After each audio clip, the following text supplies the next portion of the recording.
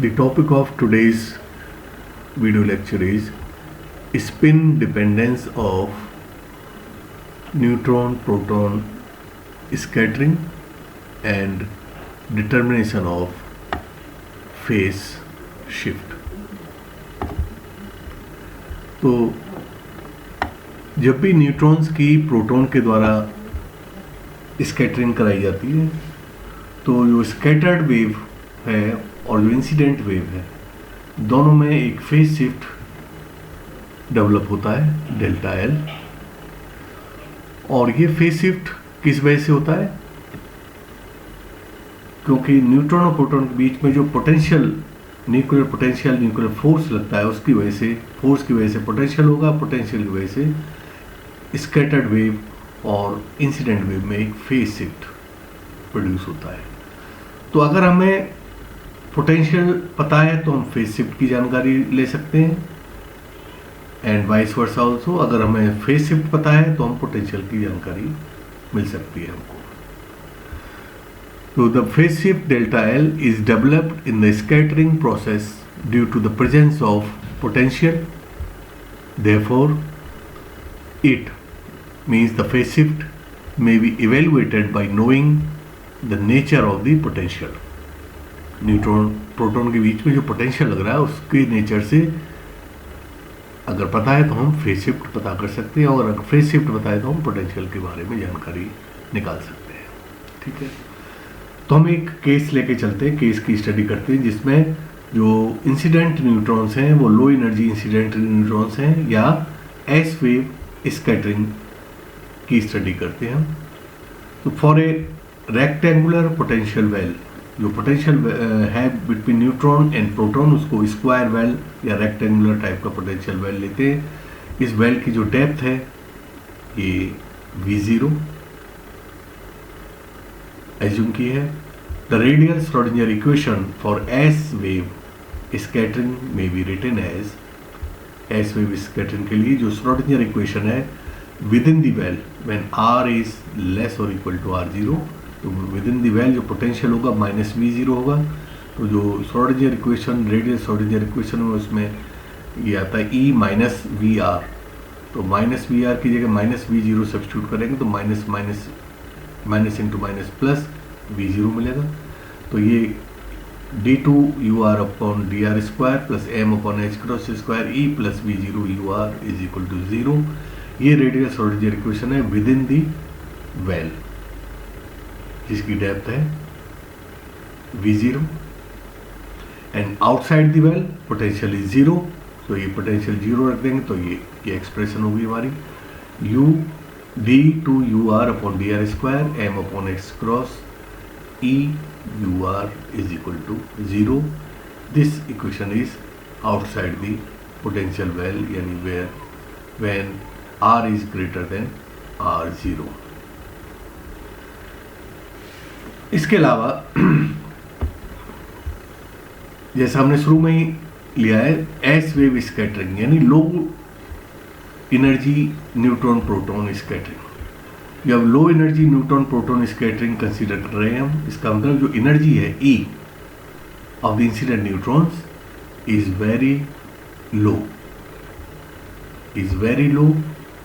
तो जब बहुत लो होगी then we can assume that this energy E is very less compare to the potential well depth V0 and the binding energy of neutron ये भी potential well की depth से बहुत कम होती है। पोटेंशियल वेल की डेप्थ कितनी होती है? 36 MeV और बाइंडिंग एनर्जी होती है 1 और 2.1 MeV के ऑर्डर की, ये भी 1 या 2 MeV के ऑर्डर की हो गई। तो पोटेंशियल वेल की डेप्थ से ये दोनों ही एनर्जीज कम है, very less then V0।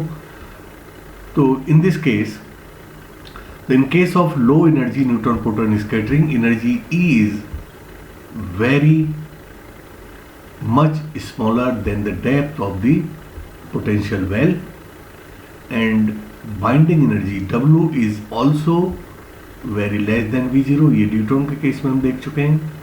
So both E and W are very less than V0. तो इन दैट केस ये एक्सप्रेशन है M upon H cross square E plus V zero. तो यहाँ ई प्लस वी जीरो में अगर we zero के comparison में हम ई को नेग्लेक्ट कर दें तो ये हो जाएगा M we zero upon H cross square. Similarly अगर यहाँ पर हम वी जीरो के कंपेरिजन में डब्ल्यू को नेग्लेक्ट कर दें तो ये भी हो जाएगा M we zero upon H cross स्क्वायर। दोनों वैल्यू सेम हो जाएंगी और ये ड्यूटोन के केस में आता है और ये स्कैटरिंग के केस में आ रहा है यहाँ पर इनसाइड द वेल। तो दोनों वैल्यूज को हम रफली equal to K square, capital K square assume कर लिया हमने यहाँ पर, यानी M E plus V zero upon H cross square is रफली equal to M we zero minus W upon H cross square, क्योंकि यहाँ पर W and E both are very less than V zero. तो ये values को हमने के square के इक्वल एज्यूम कर लिया है। And outside the potential well ये जो वैल्यू है M E upon H cross square, M E upon H cross square, इसको मान लिया small K square, small K square. तो ये जैसा मैंने पिछले वीडियो में, पिछले लेक्चर्स में भी आया था, जो के है K square is proportional to E, यानी लो एनर्जी न्यूट्रॉन्स के केस में when E tends to zero K also tends to zero. तो यहाँ से ही वो मिलता है E is proportional to K square या K square is proportional to E, incident energy of the neutrons. तो इस वैल्यू को हमने लिया है कैपिटल के स्क्वायर और इस वैल्यू को हमने एज्यूम किया है स्मॉल के स्क्वायर। अब ये दोनों वैल्यूज हम यहाँ कैपिटल के स्क्वायर, यहाँ स्मॉल के स्क्वायर सब्स्टिट्यूट करेंगे अब इक्वेशंस में, रेडियल इक्वेशंस में। तो जो इनसाइड द वेल जो श्रोडिंगर इक्वेशन है उसमें हमने वेव फंक्शन को हमने यू आई एज्यूम कर लिया है। Inside I means I refers for inside the well and O for outside the potential well. तो यहाँ पर कैपिटल के स्क्वायर आएगा और ये क्या था, ये M E upon H cross square, तो उसकी जगह पर आ जाएगा small K square for R greater than R zero. तो ये दोनों इक्वेशंस इस फॉर्म में हमें मिल जाएंगी, inside the well and outside the potential well. Where U I, यहाँ पर मैंने जो वेरिएबल है आर दोनों में नहीं लिखा है, ये अंडरस्टूड है कि यू रेडियल वेव फंक्शन है, ये आर का फंक्शन होता है, तो यहाँ नहीं लिखें तब भी ये एज्यूम किया जाएगा ये आर का फंक्शन है। Where U I R is the radial wave function inside the potential well and UOR is the radial wave function outside the potential well। तो जो दोनों इक्वेशंस हैं inside the well and outside the well, उनके जो solutions होंगे using boundary conditions वो इस type के सॉल्यूशंस आते हैं। U I is equal to A sine K R and U O is equal to B sine K R plus delta zero. ये inside the well तो वैसा ही case है जैसे ड्यूटोन का केस होता है, साइनसोइडल वेव फॉर्म है। लेकिन आउटसाइड द वेल उसमें जो स्कैटर्ड वेव है आउटसाइड द वेल स्कैटर होके जा रही है, उसमें एक फेज शिफ्ट डेवलप होता है। तो इसमें एक phase shift term delta zero introduce कर दिया है यहाँ पर। तो U out is equal to B sine K R plus delta zero. तो इन द आउटगोइंग वेव, ये वाली wave second wave function, we have used the term delta zero which is caused by the potential field on the outgoing wave function known as a phase shift। क्योंकि incident wave और outgoing wave scattered wave में दोनों में एक phase shift develop होता है, तो ये टर्म उसी फेज शिफ्ट को रिप्रेजेंट करती है। जीरो इसलिए लगाया यहाँ पर क्यों, एस वेव स्कैटरिंग है, तो जो फेज शिफ्ट होगा एस वेव स्कैटरिंग की वजह से होगा। एस वेव के लिए L is equal to zero, तो यहाँ पे जीरो सफिक्स लगाया है। At the boundary of the well, boundary कहाँ पर है वेल की, at R is equal to R zero. ये दोनों वेव फंक्शंस कैसे होंगे, इक्वल होंगे और इनके जो फर्स्ट डेरिवेटिव हैं वो भी इक्वल होंगे at the boundary of the well. तो at the boundary both the functions and their derivatives should be continuous and finite. तो हमने U I at R is equal to R zero is equal to U out at R is equal to R zero. Similarly derivative D U I upon D R is equal to D U O upon D R at R is equal to R zero. ठीक है. Now इस equation को इस first equation से divide किया है तो हमें ये एक्सप्रेशन मिल जाएगी 1 over U I D U I upon D R is equal to 1 over U O D U O upon D R where at R is equal to R zero. इसमें अगर हम दोनों ये वेव फंक्शंस यू आई और you are यहाँ substitute करें यहाँ पर और यहाँ पर, ये चीज़ हम न्यूट्रॉन के केस में कर चुके हैं, तो हमको ये एक्सप्रेशन मिलेगा. आप करके सॉल्व करके देख लेना इसको, यू आई और इसको डिफ्रेंशिएट करना तो ये टर्म आ जाएगी. इसी तरह से यू आउट और यू आउट को डिफ्रेंशिएट करके ये हम मल्टीप्लाई करेंगे तो ये टर्म मिल जाएगी. अब यहाँ पर देखिए ये टर्म हमें इससे मिली है K cot K R zero is equal to small K cot K R zero plus delta zero.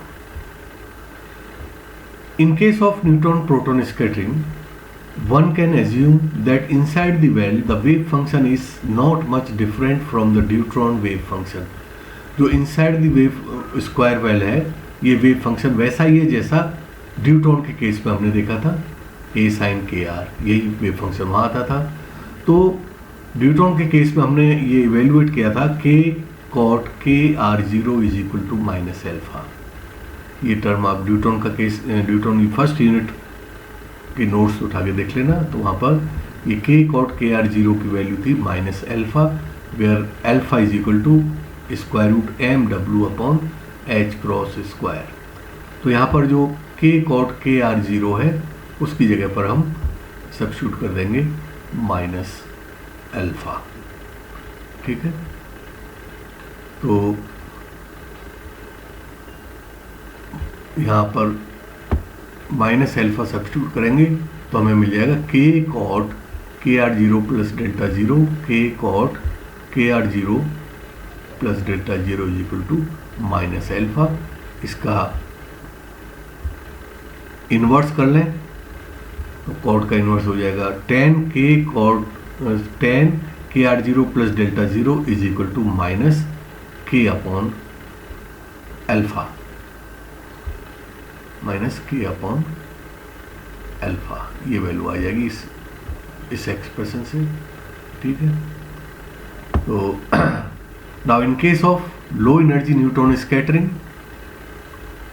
Both K and delta zero are very small. तो लो एनर्जी होगी इसका इंसिडेंट न्यूट्रॉन्स की तो ई की वैल्यू कम होगी, तो K E when E tends to zero, K tends to zero, when K tends to zero जो shift होगा वो भी कम होगा. Then K R zero is very less than one. जब K R zero is very less than one and delta zero is also very less than one, then the whole value K R zero plus delta zero is very less than one. In that case tan theta is equal to theta, जैसे sine theta is equal to theta होता है when theta tends to zero, same condition is here. So tan K R zero plus delta zero is roughly equal to kr0 plus delta 0. So जो 10 kr0 plus delta 0 था उसकी जगह पर हो गया kr0 plus delta 0 is equal to minus k upon alpha. Delta 0 को इधर रहने दें, इसको राइट हैंड साइड में ले आए तो delta 0 is equal to minus kr0 minus k upon alpha, minus k common ले लिया, then in bracket we will get r0 plus 1 over alpha. तो ये हमें फेज शिफ्ट मिल गया. Phase shift delta 0 is equal to minus K into R zero plus 1 over alpha. तो जो scattering cross section है उसका फॉर्मूला होता है scattering cross section sigma is equal to 4 pi upon K square sine square delta 0. So when delta 0 tends to 0, then sin square delta 0 is equal to delta 0 square. अब delta 0 square की जगह पर ये value substitute करेंगे from equation 5. तो square है तो minus और माइनस प्लस हो जाएगा, we will get K square into R zero plus one over alpha का होल स्क्वायर। तो ये डेल्टा जीरो की वैल्यू हो गई K square plus into R zero plus one over alpha whole square. तो total scattering cross section sigma is equal to 4 pi upon K square into R zero plus one over alpha whole square. ये K square से K square cancel हो जाएगा, then we will get scattering cross section sigma is equal to 4 pi into R zero plus one over alpha whole square.